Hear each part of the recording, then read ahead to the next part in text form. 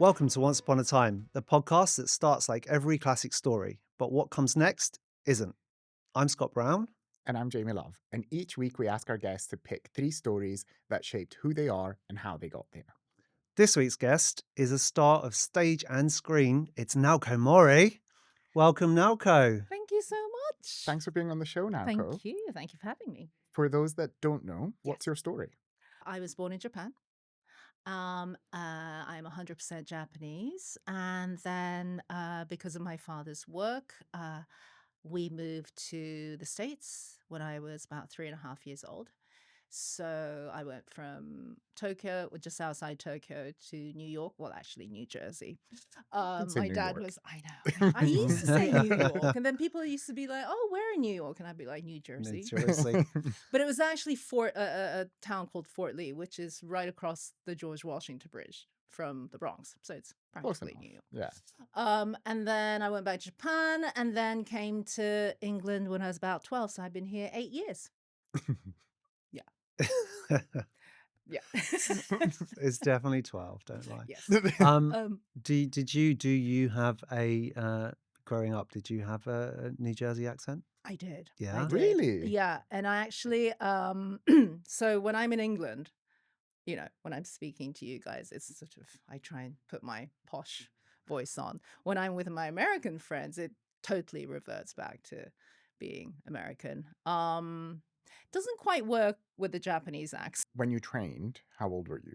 Well, I say trained, but I actually didn't make it to drama school because I started with singing first. Okay. I trained as a singer, more classical stuff. And then at school, my drama teacher was like, "Why don't you audition for the, school play or whatever?" And that's where it kind of And I started. just asked, what country are we in now? In England. In England. Yes, in England. And then that sort of, it kind of started to snowball. And I kind of got a scholarship for drama exams and singing exams. And then I was doing youth theatre, and I did National Youth Theatre with people like Jude Law and Johnny Lee Miller, so we've known each other for since we were like 14. A while. Yeah. On your non-drama school versus getting into acting properly. So you're at what age when you're doing the youth theatre and everything So else? I think I started youth theatre when I was 14. Okay.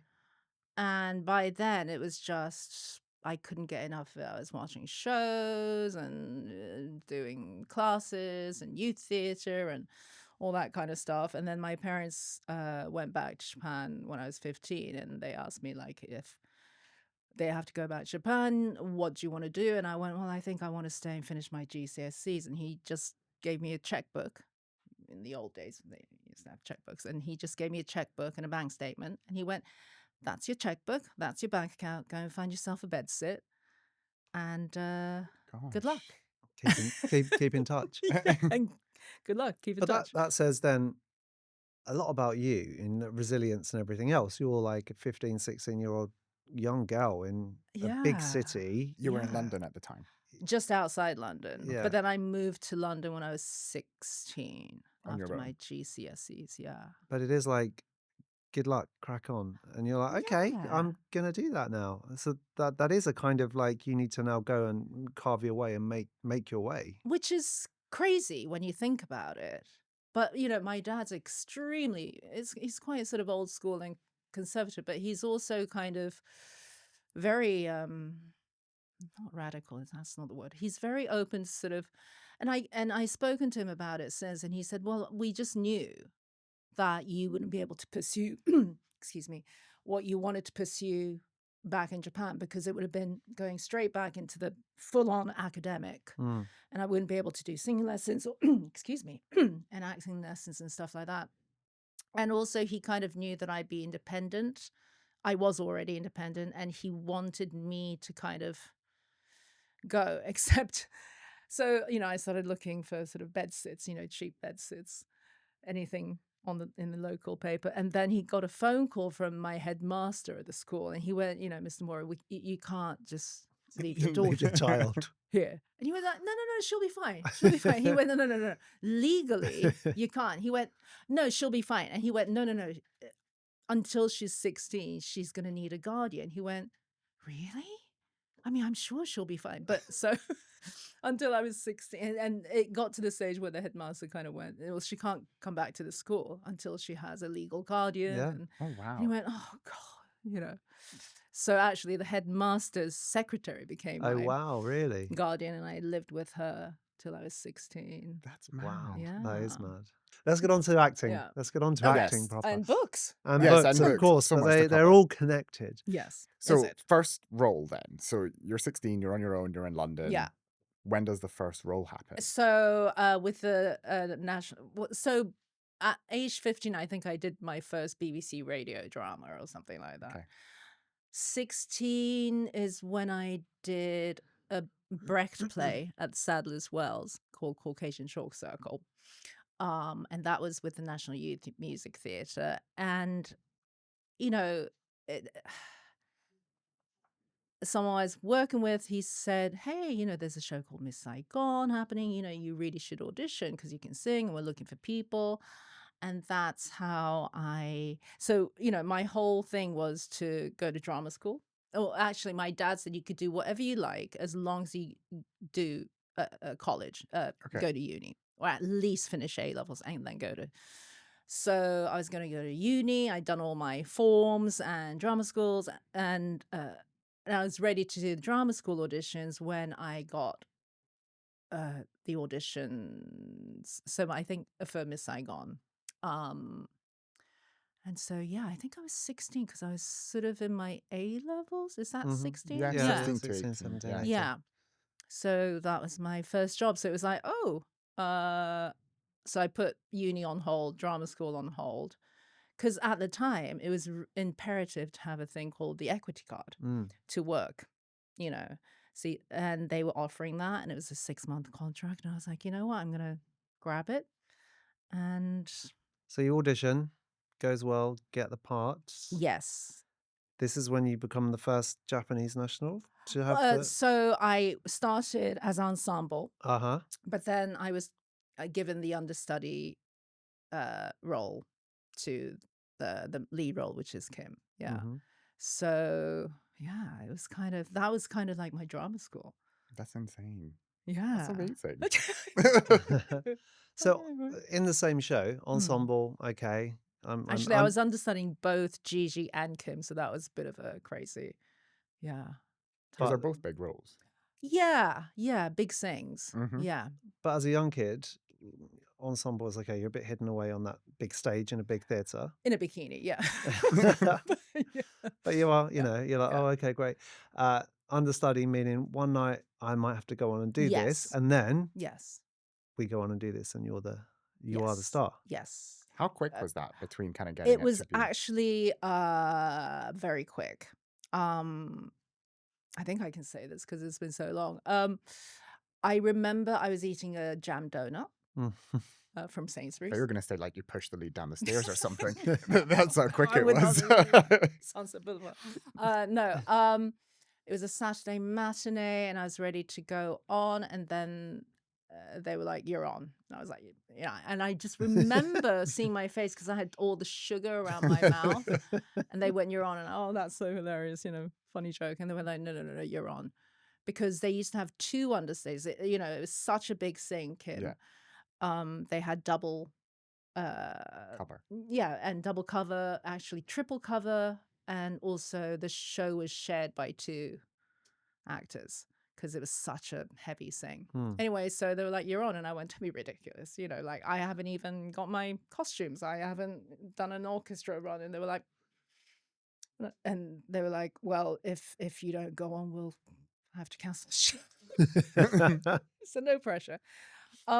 So that was kind of like my first time, but that's what you're trained to do, to be ready, like a fireman, to be ready and to spring into action. And that was the biggest lesson. We were talking about we have been talking about the differences in storytelling between Japanese culture and Yeah. Western culture. Yeah. And one of your first Yes, books is Murakami. Murakami, Murakami Haruki. So I think a lot of people will know him. And one of his most well-known books is Norwegian Wood. In fact, the character Naoko appears in oh wow. not named after myself or vice We versa. don't know that. No, Hmm. no. He takes you on such a journey, but it's like no other I know. If you know Murakami, I think you'll know what I'm trying to say. It spans from the everyday, seemingly mundane things. You know, I'm cooking spaghetti. There's something about him with listening to jazz, cooking spaghetti, and cats and jazz, and so it's it's so hard to explain, but it's a real mishmash of the normal everyday life, and then it goes somewhere completely unexpected, and then you're on to this like almost dreamlike world where you I mean almost like completely off tangent, and so sometimes it can be a bit of a, you know, your mind kind of goes, what is going on? Hmm. And it differs with each book. You know, there's one of the books I remember loving was Kafka on the Shore. I think that's the English translation. It's been made into a play. It was a beautiful production done by the late Yukio Ninagawa, the very famous Japanese theater director, which is a great story. I just love the way he just takes you to unexpected places. And sometimes it can be hard. There's a book of his called, we call it 1984 in Japanese, but in English, well, actually, it's 1Q84, Q, the letter Q. Q is the same sound as number 9 in Japan, 9. So it's 1Q, ichikyu hachiyon, I guess. That I found a bit difficult to read. But I think books are like people, they come into your life. Sometimes you just hit it off. Sometimes you don't quite get it. Now, bearing in mind, a lot of the Murakami books I was reading, I was in my 20s or 30s. And also, I'm female. He's a male. And so perhaps I wasn't getting all That of it. connection. Yeah. But I've kept all of his books. I had tons of books. I got rid of most of 90% of my books, but I kept all my Murakami's and all the books by the other author, the writer I'm talking about. And you read it in Japanese. Both. Okay, interesting. It depends. It depends what I have, and also if I like it, then I will read it in a. Yeah, I was going to say, have you read yeah. one in both? The same book Yes, in both? yes. Is there a big difference? Subtle Yeah, differences? yeah, and you know, it's always going to be that way. Hmm. But I don't know if certain things land better for me in Japanese, especially with Japanese books.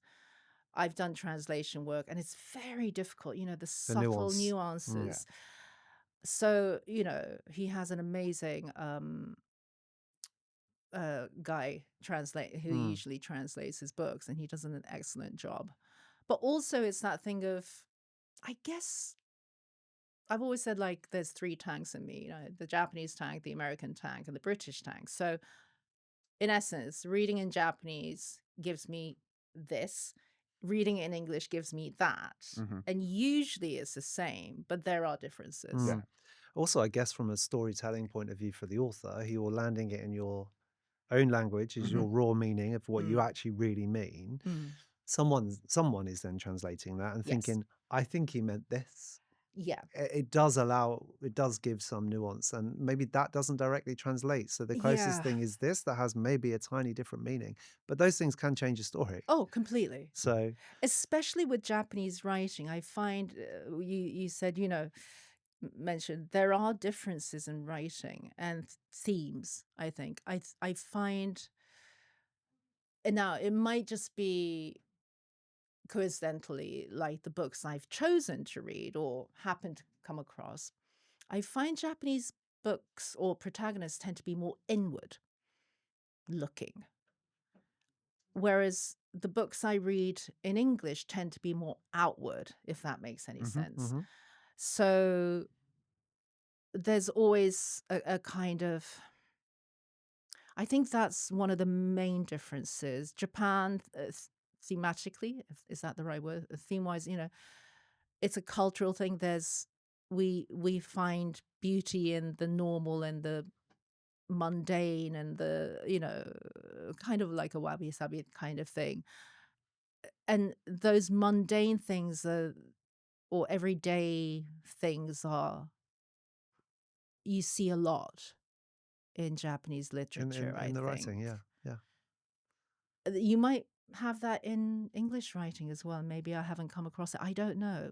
It depends on the books, I guess. But do you think that, obviously experiencing both quite deeply, is that also those populations, those societies? Does that really genuinely reflect the kind of people you know in Japan and the people you know in the UK or America? I think certainly, for example, we don't really talk about our true feelings and emotions in Japan.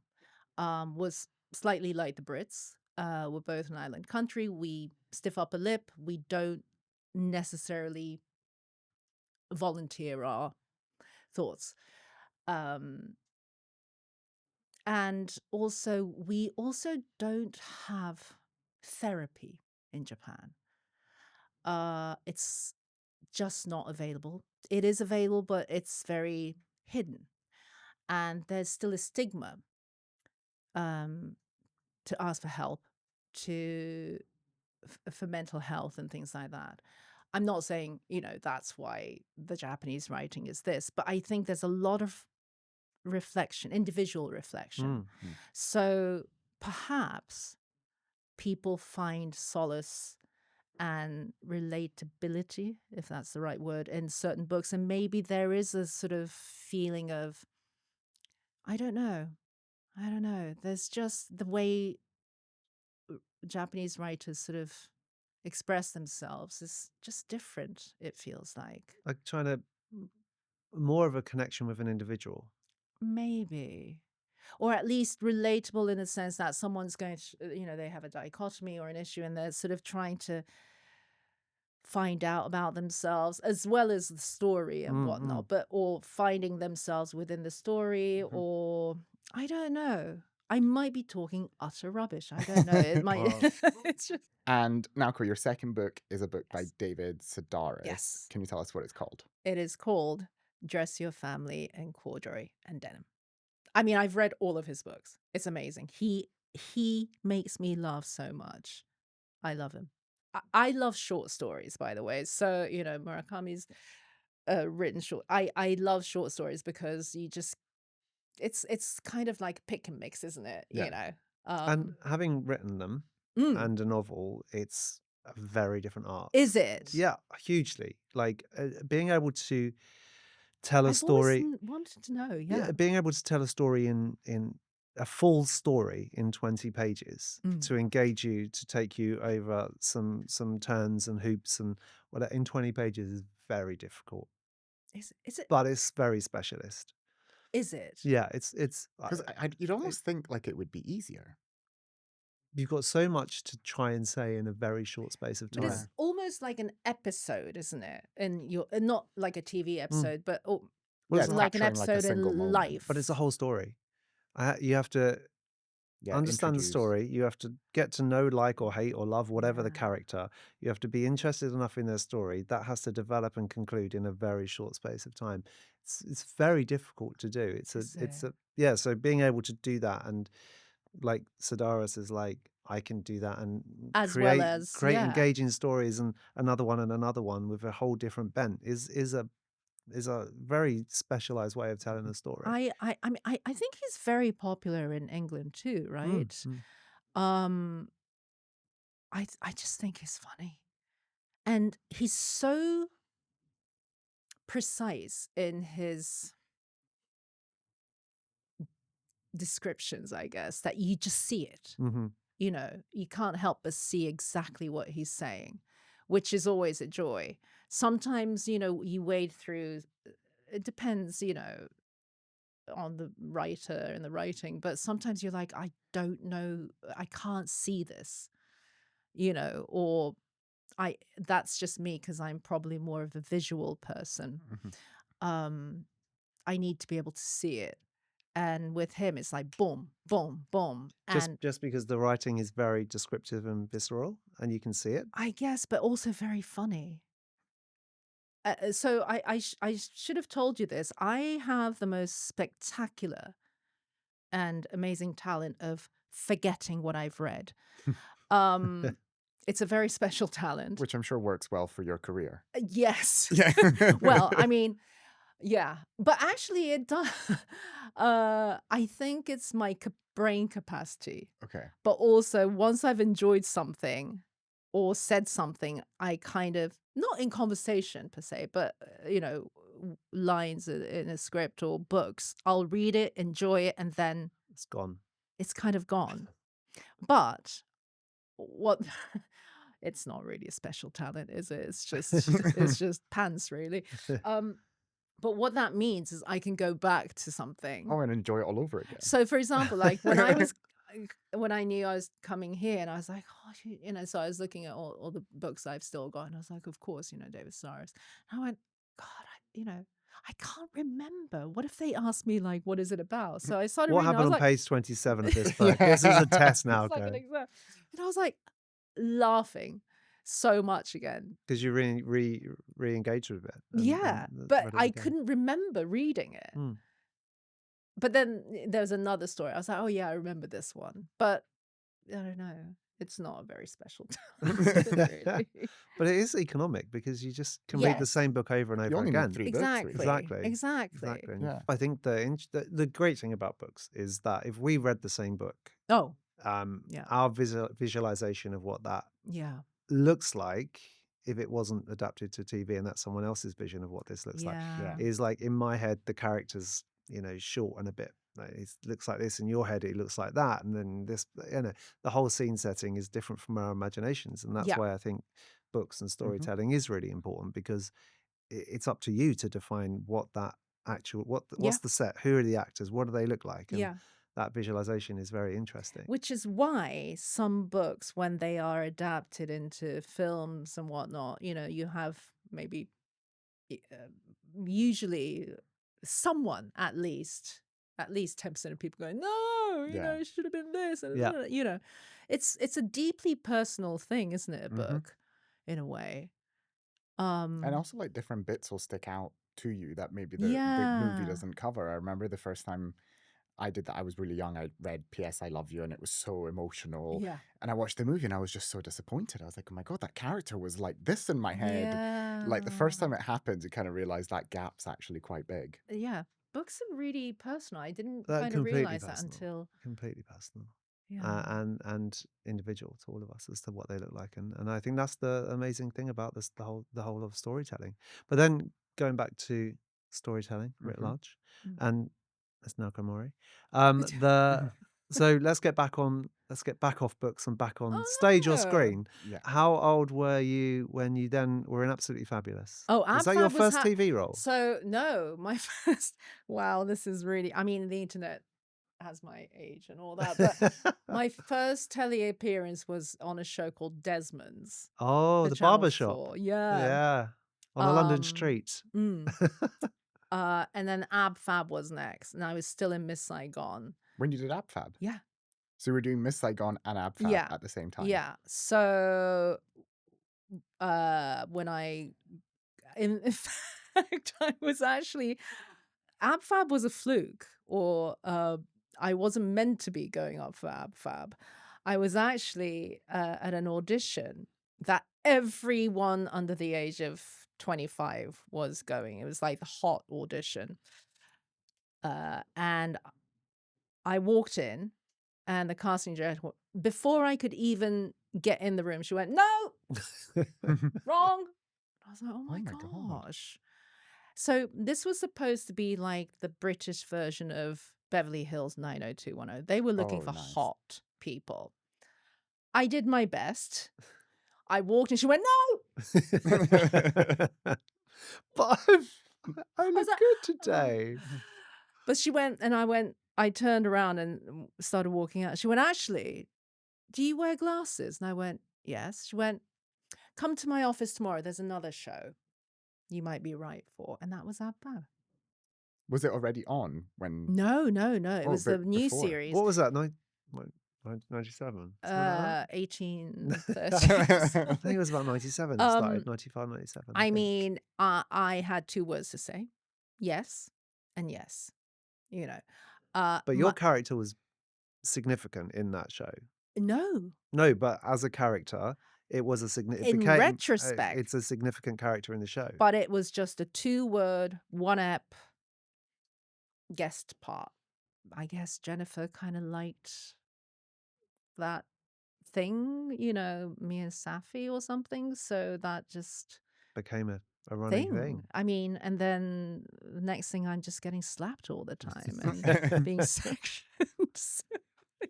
We then go on to like a really kind of culty following role, which is then Torchwood. How did that come about? So, oh God, I mean, again, like it's just full of surprises. Life, I did one episode of Doctor Who,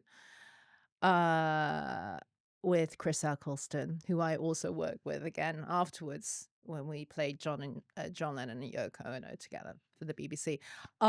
Yeah, so I did one episode of Doctor Who, but it was embarrassing because I didn't know who Doctor Who was. It was literally like Doctor Who, and I was reading the script, and my agent called and said, "What do you think? This is the hot thing.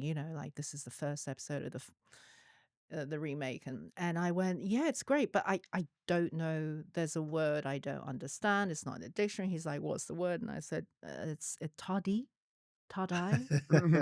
And he was laughing so much he put the phone down on me. And I'm like, "Well, you're no help. I still don't know what tardis is, because we didn't have the internet in those days.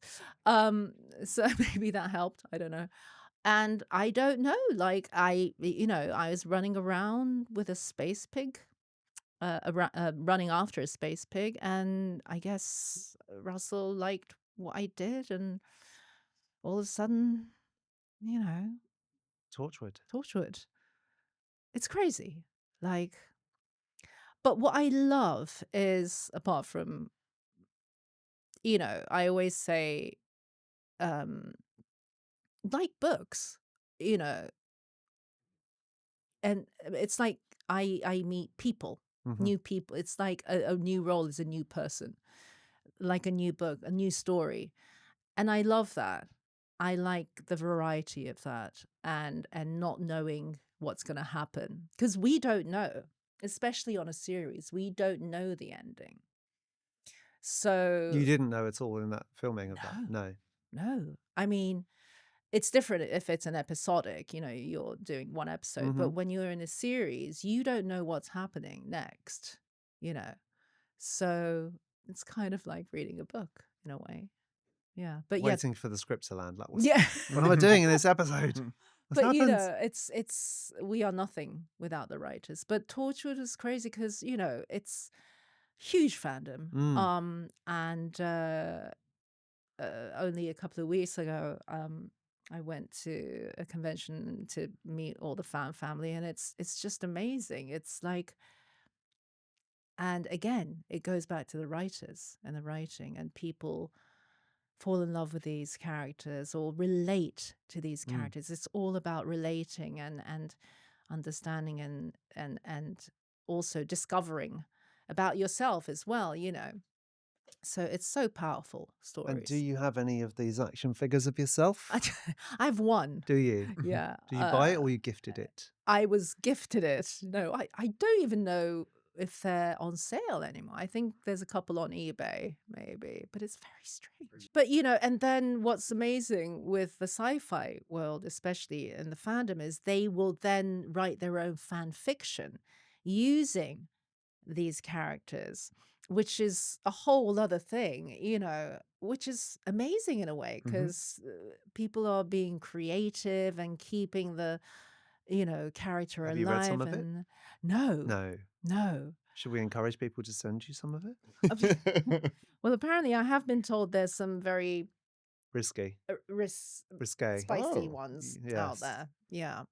Wow. But I can imagine. It's all down to. But it is a hardcore fan base that you kind of entered into that world of. Yeah.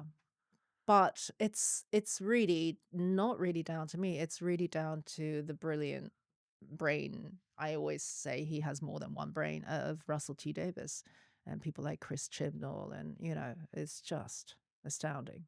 Wow. Yeah. And should we move on to your last story choice? Oh yes. So which is Mitsuo Aida? Mitsuo Aida is a very well known I guess he's a poet. He has a very particular he's also a calligrapher, I believe. You recognize his calligraphy or writing straight away. They're just little words of wisdom. It's not a haiku, it's not, but very, very heartwarming, comforting, healing. Zen. Yeah, words of wisdom. But it's the particular way it often gets lost in translation. I looked up. I've never read his sort of English translations, but it kind of gets lost in translation. Right. But he kind of talks to you like in a colloquial way, kind of like saying, that thing you're talking about, yeah, that kind of yeah. It's very, very conversational, very succinct. One of his famous ones is 幸せは自分の心で決める. I think that's right, which means your heart will decide on your happiness. You decide your own happiness with your heart. There's various ways of trying to translate it, but it just goes straight to the point in a way. And things like, I can, ramble on for hours about what he says, but I think sometimes when you read books, ultimately there are a lot of books will have a message. And he kind of gets that across in one sentence. And the poetry, the one lines and whatever, have you found yourself using them in your life, or at particular times you're like, always. you know what, this? Yeah, for sure. Almost every day in a way. There's hundreds of them. All of a sudden I've forgotten most of them now. But, I can show you later. As long as they lift you in the moment, that's fine. Yeah. And I think just going back to sort of the Japanese writing, what I found is they kind of leave you hanging. A lot of Japanese writings, they don't end with a button sometimes. And there's a word in Japanese called yoin, which is kind of not an aftertaste, but kind of a lingering something. So sometimes they won't end a story deliberately, and it stays with you. Not all Japanese books are like that, obviously, but it's more common for that to happen. I don't know. There just seems to be a more, maybe it's just the choice of books. There's lots of satire, there's lots of, detective and crime books and all that. Very, very popular in Japan, crime and sort of mystery and stuff like that. But a lot of them, a little bit like Japanese cinema, things tend to kind of sit or waft. Yeah. It's not, things aren't written in bold italics sometimes. And that says a lot about our culture, I think, and our personality in a way, because we do tend to kind of not, and sometimes how we express is very, very roundabout. We're not straight shooters. We tend to hint as opposed to, instead of saying, I'm unhappy, they'll say something else. I think this storytelling episode has been like really enlightening on the different way that cultures tell stories. Yes, and I think that's for really sure. really interesting. And even the different ways stories can be told, because we talked about stage, movies, series, poems. Poetry. But I think we're running out of time now, I Kay. It's been a know. lovely chat. I think we just would like to know what it is you're up to now and next, and can you tease us with anything exciting? Well, so I am trying to work on this, convincing this writer to let me sort of Bring his words to the screen. yeah, because I think it's such a fantastic book. He shall remain nameless Sure, that's okay. because although I kind of want everyone to read his books because, you know, he's so brilliant. But yeah, so That's your main focus at it. the moment. At the moment. Well, thank you so Oh my much God, for thank today. Thank you. you. If you've been inspired by Naoko's books, they're now available on our website at uponatimepod.com. And thank you for listening. Don't forget to subscribe wherever you listen to your podcasts, and you can follow us on social media, Upon a Time Pod.